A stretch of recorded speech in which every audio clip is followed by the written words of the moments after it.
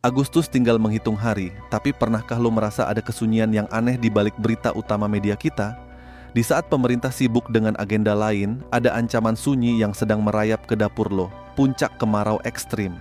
Sawah-sawah mulai retak, pasokan air menyusut, dan distribusi pangan perlahan mulai tercekik. Sementara narasi publik terlihat tenang-tenang saja, data di lapangan menunjukkan hal berbeda. Keseimbangan pasar sedang berada di titik nadir. Jika kita hanya menunggu pengumuman resmi saat harga sudah selangit, maka kita sudah terlambat. Hari ini, kita akan membongkar apa yang tidak banyak dibahas di televisi. 5 bahan pokok yang diprediksi akan menghilang paling cepat dari pasar akibat kekeringan bulan depan. Ini adalah peringatan dini bagi lo yang lebih memilih bersiap dengan logika daripada terjebak kepanikan yang sistematis. Kalau kita bicara bahan pokok, kebanyakan orang langsung berpikir tentang beras. Padahal justru menariknya, beberapa waktu terakhir stok beras nasional relatif lebih baik dibanding beberapa tahun sebelumnya berkat panen raya, cadangan pemerintah, dan berbagai langkah stabilisasi. Artinya bukan berarti beras pasti aman selamanya, tetapi untuk saat ini perhatian justru mulai bergeser ke bahan pokok lain yang sangat bergantung pada produksi harian. Barang pertama yang memiliki risiko paling cepat terasa dampaknya adalah cabai. Ini bukan cerita baru. Hampir setiap musim kemarau panjang, cabai menjadi komoditas yang paling sensitif. Tanaman cabai membutuhkan keseimbangan air yang cukup. Ketika hujan berhenti terlalu lama, banyak tanaman mengalami stres, hasil panen turun, ukuran buah mengecil, bahkan gagal panen di beberapa daerah. Sementara itu, kebutuhan masyarakat tidak ikut turun. Restoran tetap memasak, pedagang gorengan tetap berjualan, rumah tangga tetap membeli. Ketika produksi turun tetapi permintaan tetap sama, hukum ekonomi sederhana langsung bekerja, harga naik, lalu pedagang mulai membatasi stok karena pasokan yang datang tidak sebanyak biasanya. Disinilah masyarakat sering mengira cabai menghilang, padahal yang terjadi adalah kecepatannya keluar dari pasar jauh lebih tinggi daripada kecepatannya masuk. Bahan pokok berikutnya adalah bawang merah. Komoditas ini mungkin terlihat sederhana, tetapi perannya hampir ada di setiap masakan Indonesia. Produksi bawang merah juga sangat dipengaruhi kondisi cuaca. Saat musim terlalu kering, kualitas umbi bisa menurun. Sebaliknya, ketika distribusi terganggu akibat biaya logistik naik atau pasokan dari sentra produksi terlambat, pasar-pasar tradisional langsung merasakan dampaknya.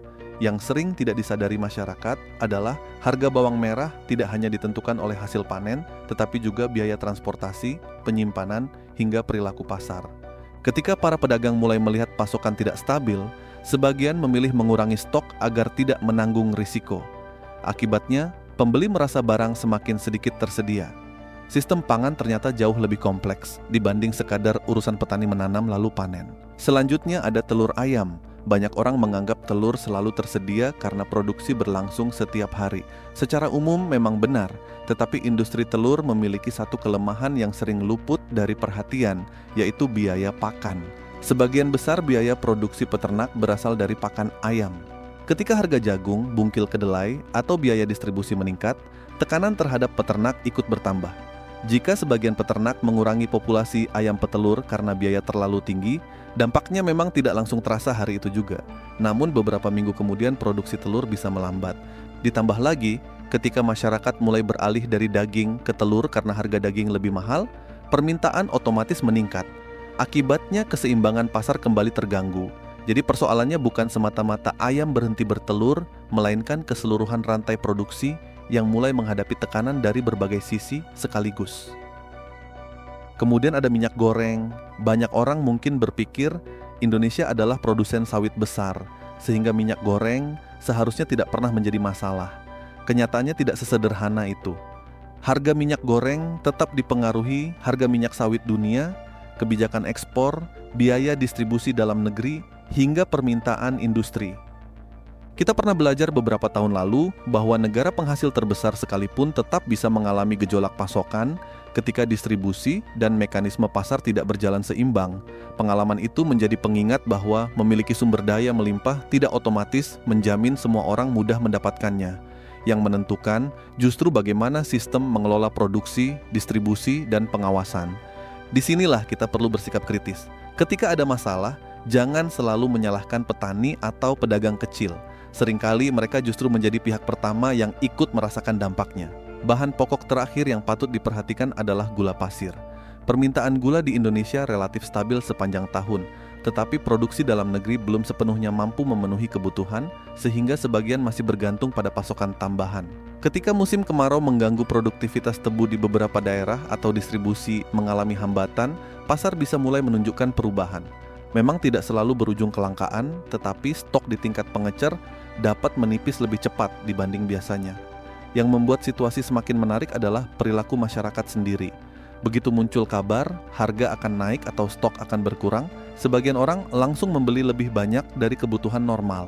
Ironisnya, tindakan itulah yang justru mempercepat rak menjadi kosong. Kepanikan seringkali lebih cepat menyebar dibanding fakta. Kalau kita perhatikan, kelima bahan pokok tadi memiliki satu kesamaan. Semuanya bergantung pada rantai pasok yang panjang, dari petani, peternak, pengumpul, distributor, pedagang besar, hingga pasar tradisional, semuanya harus bekerja tanpa hambatan agar barang tetap tersedia. Begitu satu mata rantai melemah, dampaknya bisa terasa sampai ke dapur rumah tangga.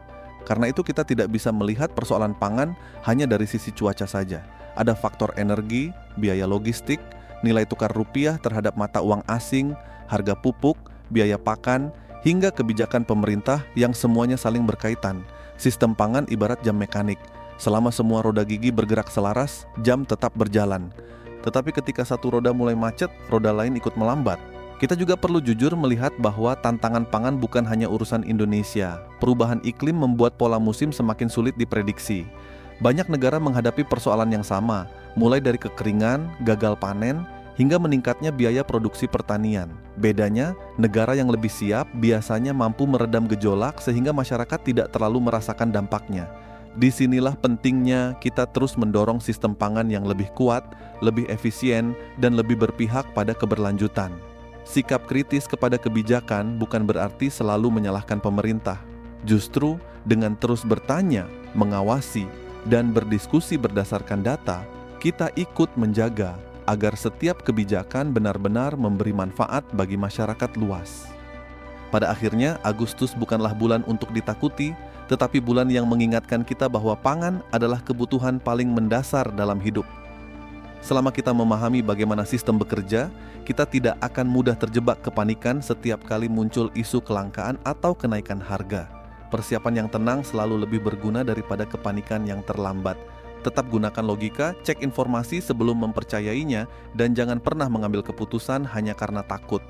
Kalau menurut kalian pembahasan seperti ini bermanfaat dan bisa membantu lebih banyak orang memahami kondisi yang sedang berkembang, jangan lupa dukung channel ini dengan memberikan like, membagikan video ini kepada keluarga dan teman, serta subscribe supaya kita bisa terus belajar membaca arah ekonomi dan pangan Indonesia dengan kepala yang tetap dingin, kritis, dan rasional.